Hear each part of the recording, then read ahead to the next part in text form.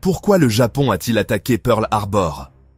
Pour comprendre ce pari audacieux, nous devons nous plonger dans les années tumultueuses qui ont précédé la Seconde Guerre mondiale.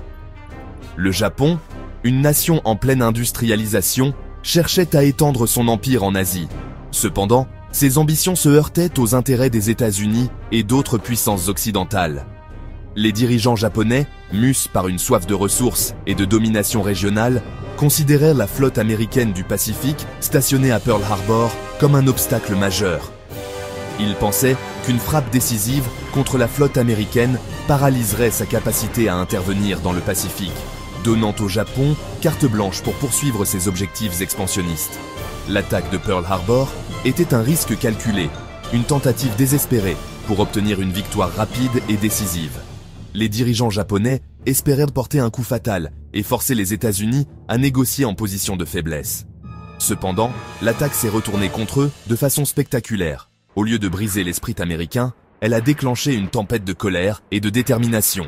Le géant endormi avait été réveillé. Et si le Japon avait choisi une voie différente? Et si, au lieu d'attaquer Pearl Harbor, le Japon avait concentré ses efforts sur la consolidation de ses acquis en Asie? Cette question fascinante nous emmène dans le domaine de l'histoire alternative, explorant un monde où la guerre du Pacifique se serait déroulée différemment. Sans l'attaque de Pearl Harbor, les États-Unis auraient pu rester réticents à entrer dans la Seconde Guerre mondiale. L'opinion publique, bien que sympathique à la cause alliée, était profondément divisée sur la perspective d'une implication américaine dans un autre conflit mondial. Le Japon, confronté à une moindre résistance, aurait pu réussir à établir une position dominante en Asie du Sud-Est. Cela aurait pu avoir de profondes conséquences pour la région, modifiant potentiellement l'équilibre des pouvoirs pour les décennies à venir. Cependant, même sans Pearl Harbor, le conflit entre le Japon et les États-Unis n'était pas inévitable. D'autres facteurs, tels que les sanctions économiques et les tensions diplomatiques, auraient pu finalement conduire à la guerre. L'attaque de Pearl Harbor a galvanisé le peuple américain et a fourni au président Franklin D. Roosevelt le capital politique dont il avait besoin pour déclarer la guerre au Japon. Mais que se serait-il passé si ce catalyseur ne s'était jamais produit? Comment les États-Unis seraient-ils entrés en guerre et quel impact cela aurait-il eu sur le calendrier du conflit? Sans le choc immédiat et l'indignation de Pearl Harbor, Roosevelt aurait dû mener une bataille beaucoup plus difficile pour convaincre l'opinion publique et obtenir le soutien du Congrès pour entrer en guerre en Europe. Le sentiment isolationniste restait fort et de nombreux Américains plaidaient pour se concentrer sur la défense de l'hémisphère plutôt que de s'engager dans un autre conflit européen.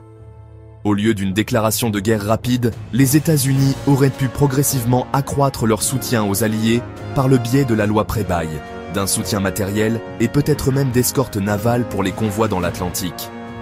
Cette escalade progressive aurait pu retarder l'entrée en guerre à grande échelle de l'Amérique de plusieurs mois, voire de plusieurs années. Ce retard aurait pu avoir des conséquences importantes en Europe, donnant à l'Allemagne plus de temps pour consolider ses acquis et modifiant potentiellement l'issue de batailles clés sur le front de l'Est.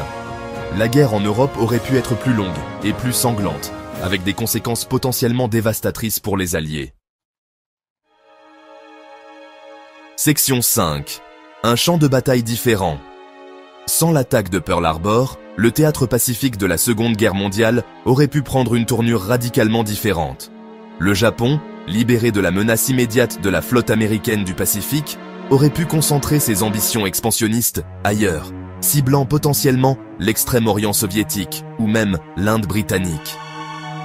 L'Union soviétique, déjà engagée dans une lutte acharnée contre l'Allemagne en Europe, aurait eu du mal à défendre ses vastes territoires orientaux contre une offensive japonaise déterminée. La chute de Vladivostok et la perte de ressources sibériennes vitales auraient pu avoir des conséquences catastrophiques pour l'effort de guerre soviétique. Alternativement, le Japon aurait pu concentrer ses forces sur la saisie des possessions coloniales britanniques et néerlandaises en Asie du Sud-Est, s'assurant des ressources vitales et étendant davantage son empire. Cela aurait eu un impact profond sur la région, remodelant potentiellement le paysage politique pour les générations à venir. Sans le cri de ralliement de Pearl Harbor, les États-Unis auraient pu être plus lents à réagir à l'agression japonaise en Asie, permettant potentiellement au Japon de consolider son emprise sur la région et de créer un empire formidable. les conséquences pour l'équilibre des pouvoirs en Asie auraient été profondes. Section 6. Les courants changeants de la guerre. L'absence de l'attaque de Pearl Harbor aurait eu des répercussions dans le monde entier, modifiant le calcul stratégique des puissances alliées et de l'Axe. Les États-Unis, moins concentrés sur le Pacifique, auraient pu fournir un soutien accru au théâtre européen, raccourcissant potentiellement la guerre contre l'Allemagne. Cependant, une entrée tardive en guerre des Américains aurait pu enhardir Adolf Hitler, le conduisant potentiellement à prendre des décisions stratégiques plus risquées. L'issue de batailles clés, telles que la bataille d'Angleterre ou l'invasion de l'Union soviétique, aurait pu être différente, modifiant potentiellement le cours de la guerre en Europe. L'absence d'un front majeur dans le Pacifique aurait également pu permettre au Japon de concentrer ses ressources sur le soutien à l'effort de guerre allemand. Une pression japonaise accrue dans l'océan Indien aurait pu perturber les lignes d'approvisionnement vitales des Alliés, tandis que l'assistance technologique japonaise aurait pu renforcer la machine de guerre allemande. L'équilibre mondial des pouvoirs aurait été en mutation, chaque décision, chaque bataille portant le poids de l'incertitude. Le monde aurait retenu son souffle, observant les titans s'affronter dans cette chronologie alternative. Section 7. L'impact économique. Les ramifications économiques d'un monde sans l'attaque de Pearl Harbor sont tout aussi fascinantes à considérer. Les États-Unis, épargnés par le fardeau économique immédiat d'une guerre sur deux fronts, auraient pu connaître une trajectoire différente de croissance et de développement économique. Sans le besoin urgent de se mobiliser pour la guerre, les dépenses publiques massives qui ont alimenté le boom industriel américain en temps de guerre ne se seraient peut-être pas produites à la même échelle. L'ordre économique d'après-guerre, façonné par les accords de Bretton Woods et le plan Marshall, aurait pu être très différent. Le Japon, quant à lui, aurait pu potentiellement bénéficier d'une période de paix prolongée.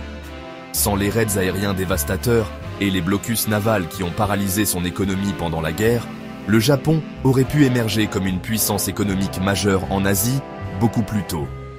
L'absence de Pearl Harbor aurait remodelé le paysage économique mondial, avec des conséquences considérables pour le commerce international, la finance et le développement.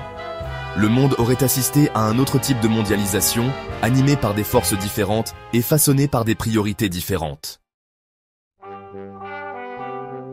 Section 8. Un monde transformé. L'attaque de Pearl Harbor a eu un impact profond sur le cours du XXe siècle, façonnant l'ordre mondial d'après-guerre et laissant une marque indélébile sur les relations internationales. Mais dans un monde où ce jour fatidique ne se serait jamais produit, la carte politique du globe pourrait être très différente aujourd'hui. Sans l'expérience commune de combattre aux côtés des États-Unis pendant la Seconde Guerre mondiale, la relation entre l'Amérique et ses alliés européens aurait pu évoluer différemment.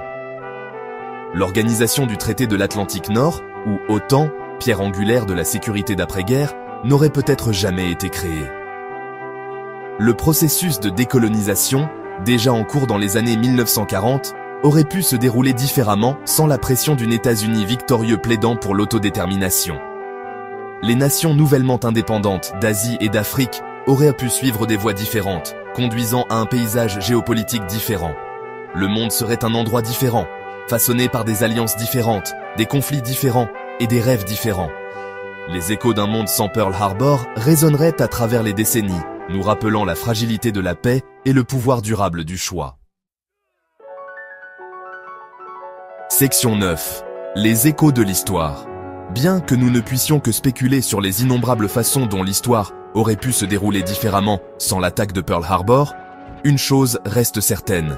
Les événements de ce jour nous rappellent cruellement la capacité humaine à la fois à la destruction et à la résilience. L'attaque de Pearl Harbor a été une tragédie qui a coûté la vie à des milliers d'innocents et a plongé le monde dans un conflit mondial. Pourtant, des cendres de cette tragédie est né un esprit de détermination et d'unité qui a finalement conduit à la défaite du fascisme et à l'avènement d'une nouvelle ère. Le monde dans lequel nous vivons aujourd'hui est façonné par les choix faits par ceux qui nous ont précédés. En étudiant l'histoire, réelle et imaginée, nous acquérons une compréhension plus profonde des forces qui ont façonné notre monde et des choix qui s'offrent à nous. Les échos du passé peuvent nous guider vers un avenir où règne la paix et la